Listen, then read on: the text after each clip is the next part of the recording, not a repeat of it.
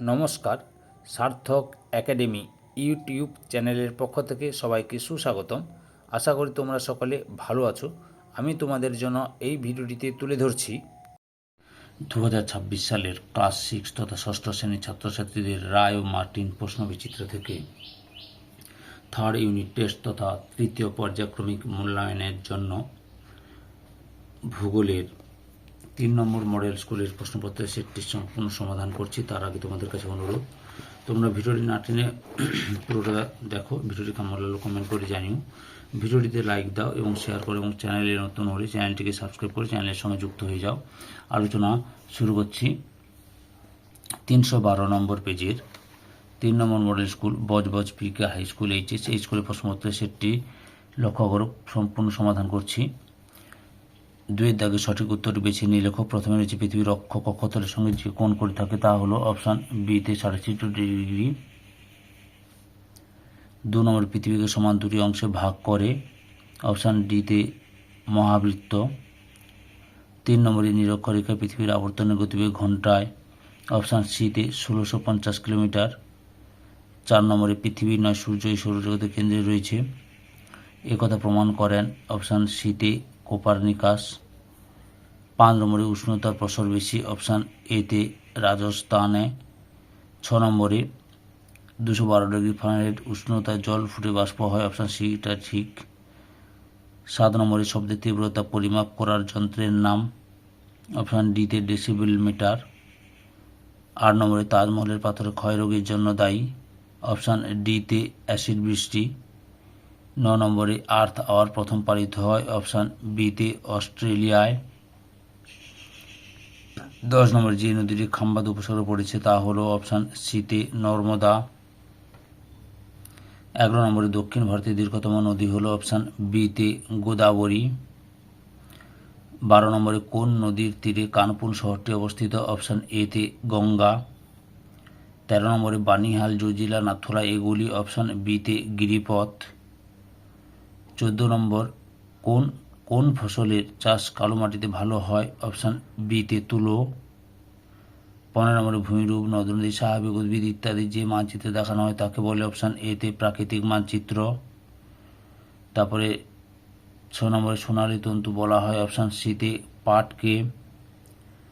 8 নম্বরে পশ্চিমবঙ্গ, হিমাচল প্রদেশ, ঝাড়খণ্ড, উড়িষ্যা রাজ্যে সমতল সম্প্রতি দেখা যায় না অপশান বিতে হিমাচল প্রদেশে। 18 নম্বরে বন্যপ্রাণী সংরক্ষণ আইন চালু হয় অপশান বিতে 1972 সালে।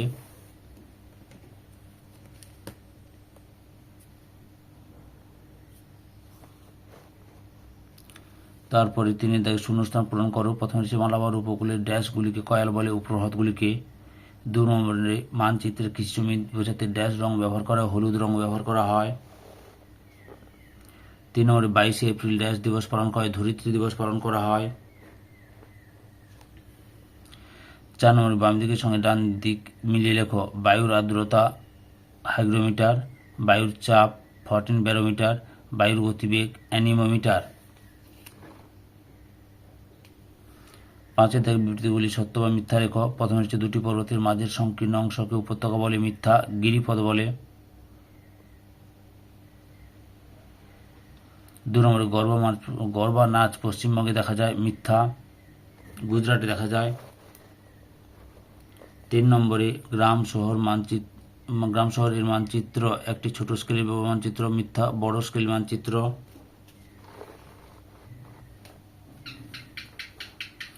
6 দাগে নিচের প্রশ্নগুলি এক কথায় উত্তর দাও, যে কোনো 3টি। প্রথমে হচ্ছে পৃথিবীর একটি ছোট মডেল বা প্রতিরূপকে কি বলে, গ্লোব। 2 নম্বরে অন্ধ্রপ্রদেশের প্রধান ভাষা কি, তেলেগু। 3 নম্বরে নিরক্ষরেখা বা সর্বনিম্ন অক্ষাংশের মান কত, 0 ডিগ্রি। 4 দাগে সূর্যাস্তের পরবর্তীকালীন সময়ের ক্ষীণ আলো কি নামে পরিচিত, গোধূলি নামে পরিচিত। 5 নম্বরের 3 দিক জলভাগ দ্বারা বেষ্টিত স্থলভাগকে কি বলা হয়, উপদ্বীপ বলা হয়। 7 দাগে নিচের প্রশ্নগুলি উত্তর দাও। প্রথমে হচ্ছে শব্দ দূষণের 2টি কারণ লেখো। তোমাদের এই প্রশ্নের উত্তরটি রায়ার মার্টিনের সহি কবি থেকে দেখাচ্ছি, লক্ষ্য করো। এই যে শব্দ দূষণের কারণ, আমি দুটি কারণ দেখাবো। এখানে 3টি কারণ দিয়েছে, 3টি কারণ, এর মধ্যে 3টি কারণ দেখাচ্ছি, 2টি লিখে নেবে। এই যে এখান থেকে শুরু করে এতটা 3টি কারণ রয়েছে, তার মধ্যে 2টো কারণ লিখবে। 2 নম্বরে উপকূল অঞ্চল দেখা যায় ভারতের এমন 4টি রাজ্যের নাম লেখো। পশ্চিমবঙ্গ, উড়িষ্যা, অন্ধ্রপ্রদেশ, তামিলনাড়ু। 3 নম্বরে সবুজ বিপ্লব কাকে বলে? এর উত্তরগুলো রায়ান মার্টিনের সহায়ক কবিতা দেখাচ্ছি, লক্ষ্য করো। এই সবুজ বিপ্লব এখান থেকে শুরু করবে।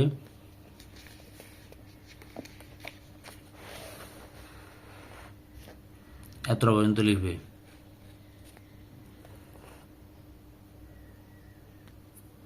4 নম্বরে আদিবাসী কারা? উত্তরটি দেখো, আদিবাসী কারা। এই যে এখান থেকে শুরু করে এতটা পর্যন্ত লিখবে আদিবাসী কারা।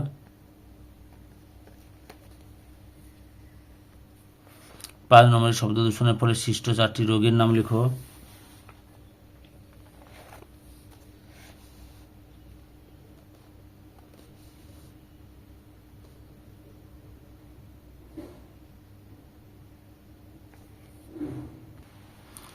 শব্দ দূষণের ফলে 4টি রোগের নাম আছে, লক্ষ্য করো। যে শব্দ দূষণের ফলে 4টি রোগের নাম, যে এখান থেকে শুরু করে এতটা লিখবে।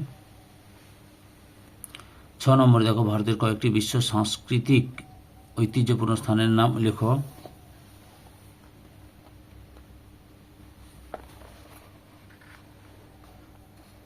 এই যে ভারতের এই এখান থেকে শুরু করে এতটা রয়েছে, লিখবে। 8 দাগে নিচের প্রশ্নগুলির উত্তর লেখো, যে কোনো 4টি। প্রথমে রয়েছে অক্ষরেখা ও দ্রাঘিমারেখার পার্থক্য লেখো। এই যে লক্ষ্য করো, অক্ষরেখা ও দ্রাঘিমারেখার পার্থক্য। 3টে দেখালাম, আরও রয়েছে, দেখাচ্ছি।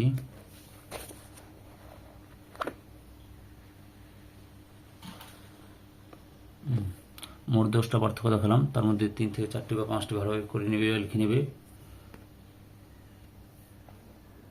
2 নম্বরে রয়েছে বিশ্ব উষ্ণায়ন কাকে বলে?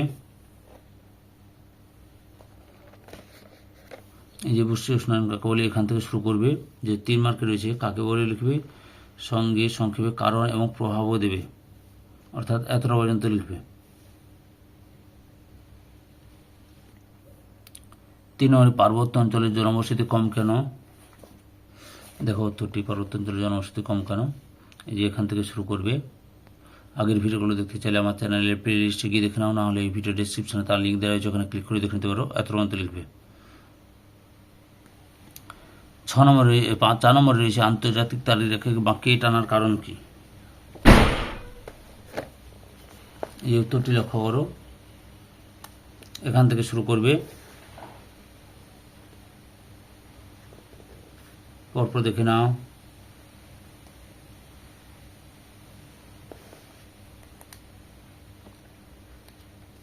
এতটা পর্যন্ত লিখবে।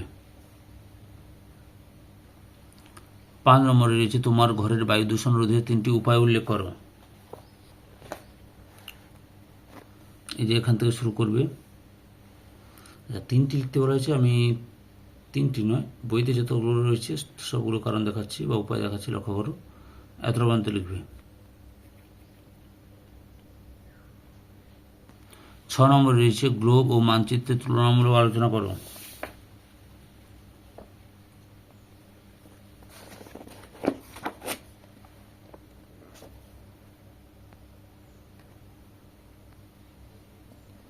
এই যে এখানে 3টে দেখালাম, পরে রয়েছে দেখাচ্ছি।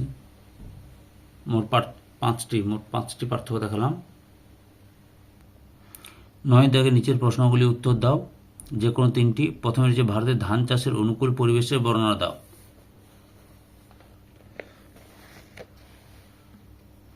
উত্তরটি লক্ষ্য করো।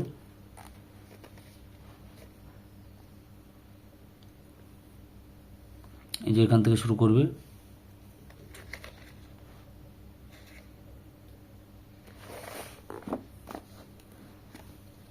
এতটা পর্যন্ত লিখবে। 2 নম্বরে রয়েছে মেঘমুক্ত রাত্রে পক্ষে মেঘাচ্ছন্ন রাত্রে বেশি গরম কেন? উত্তরটি লক্ষ্য করো। এই যে এখান থেকে শুরু করবে।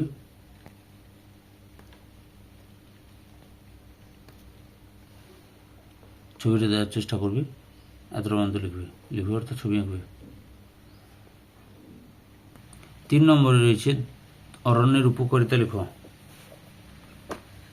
উত্তরটি দেখো, এখান থেকে শুরু করবে, পরপর দেখে নাও।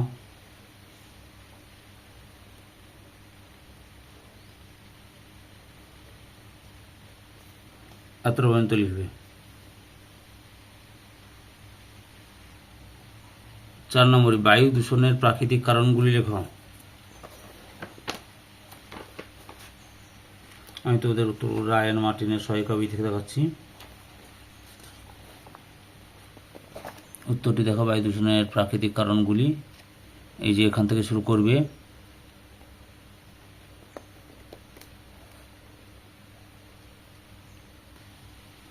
এতটা পর্যন্ত লিখবে বায়ু দূষণের প্রাকৃতিক কারণ। 5 দাগে মাটি সংরক্ষণের উপায়গুলি লেখো।